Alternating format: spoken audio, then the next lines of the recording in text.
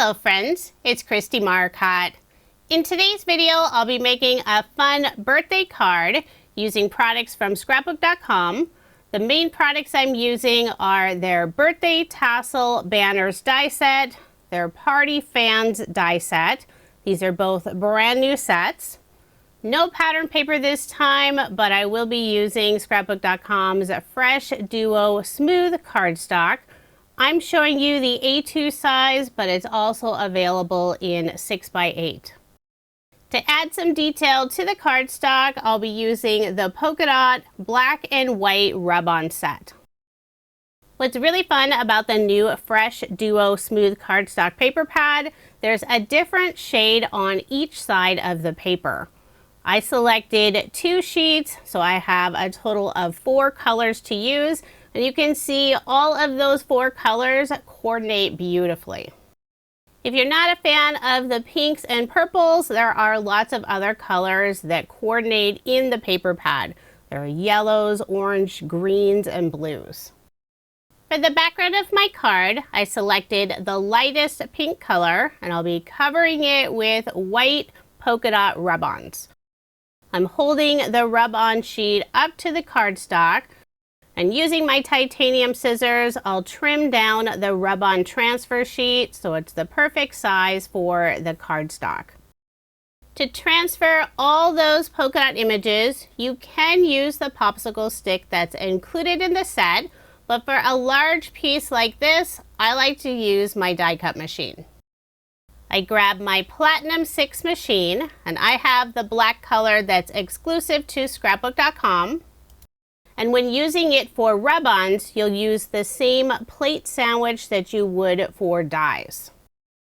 For the top plate, I like to use one that's never been cut into, and with the brand new pink magic mat, I'm saving that to use for rub-ons. That way I never cut into it.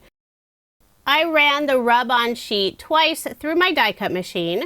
So now I'll remove that top plastic piece. And I did notice there are a few polka dots that didn't completely transfer on the right side, but that's okay. I'll just grab the popsicle stick, give them a little extra rub. But you can see most of them transferred perfectly. This is a great time saver when you have a large rub-on, especially a background like this.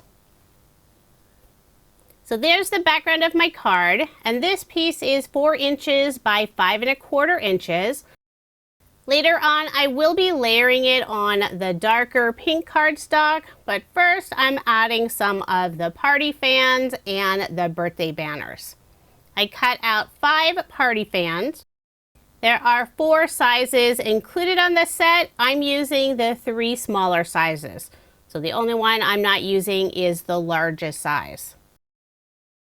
I'll add 3 of the party fans in the upper left-hand corner, and 2 of them will go off the edge of this pink polka dot paper. I'll start with the darkest purple and the largest party fan.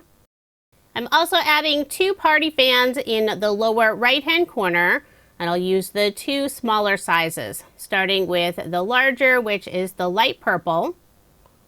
And that same color, I cut out one of the smallest size party fans, and I'll adhere it in the upper left-hand corner. I did place an acrylic block on top for some added weight and let those sit for a minute to dry. Now I'll flip over this panel, use a pair of scissors, and trim off the overhang. And I'm using scrapbook.com's titanium scissors. Before adding the last 2 party fans, I'll start assembling the birthday banners. And to make sure I didn't lose all those tiny letters and other die cut pieces, I had everything stored in the smaller size stack and sort tray. I'll be adding 2 of the banners. One will have the word happy and the other will have the word birthday. There's also the single string die piece, so you could add a bunch of tassels. I use white cardstock for both of the banners. For the word happy, I cut these out from the lighter purple color, and the birthday word I cut out from the darker purple color. I'm starting with the word birthday, and one letter at a time, I'll glue it down using a pair of reverse tweezers to hold the small die cut pieces and adding Artis glue on the back.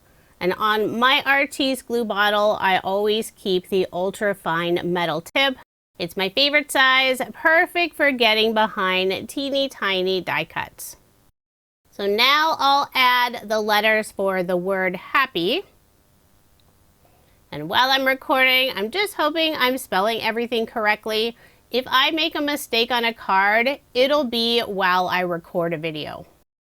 But I did okay. Both words are spelled correctly. I'll put both of the banner die cuts back into the stack and sort tray. Grab the background from my card. For the two smaller banners, I cut these out from the darker pink shade, and I will pop them up using foam dimension. I grabbed Scrapbook.com's small foam squares in the 1mm thickness. It's my favorite foam, adds just that little bit of dimension without it being overly thick. If you like more dimension, they do have 2mm and 3mm foam. I'll remove the release paper. Add one of the small pink party fans in the lower right hand corner and the last one in the upper left hand corner. So now it's time to add the sentiment banners. You could put them straight across the card, but I decided to put them at different angles.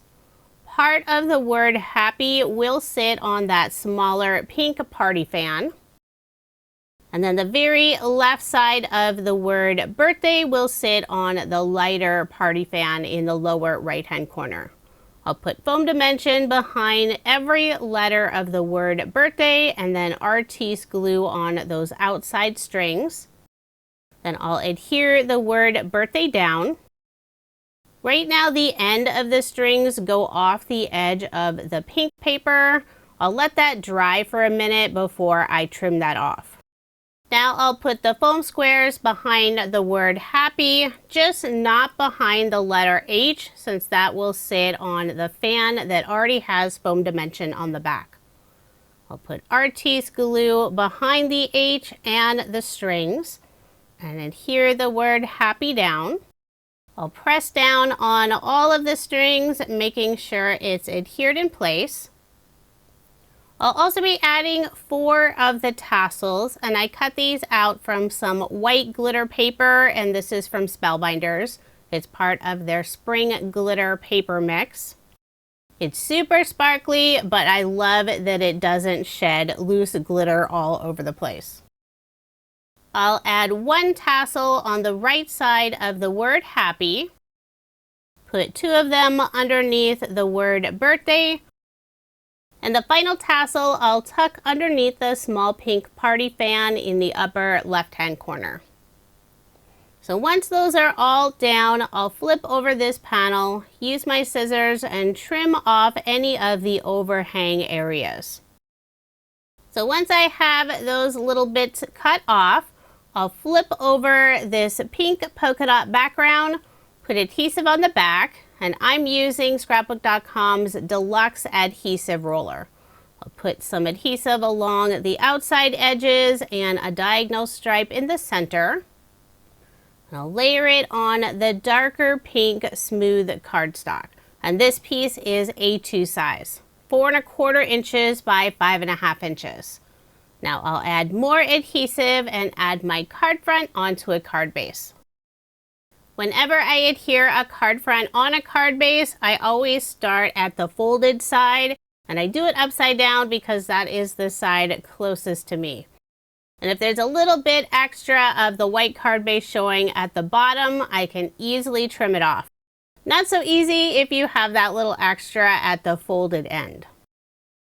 For a final finishing touch, adding a little bit of sparkle in the center of all 5 of the party fans. I'm using Scrapbook.com's clear glitter brush marker.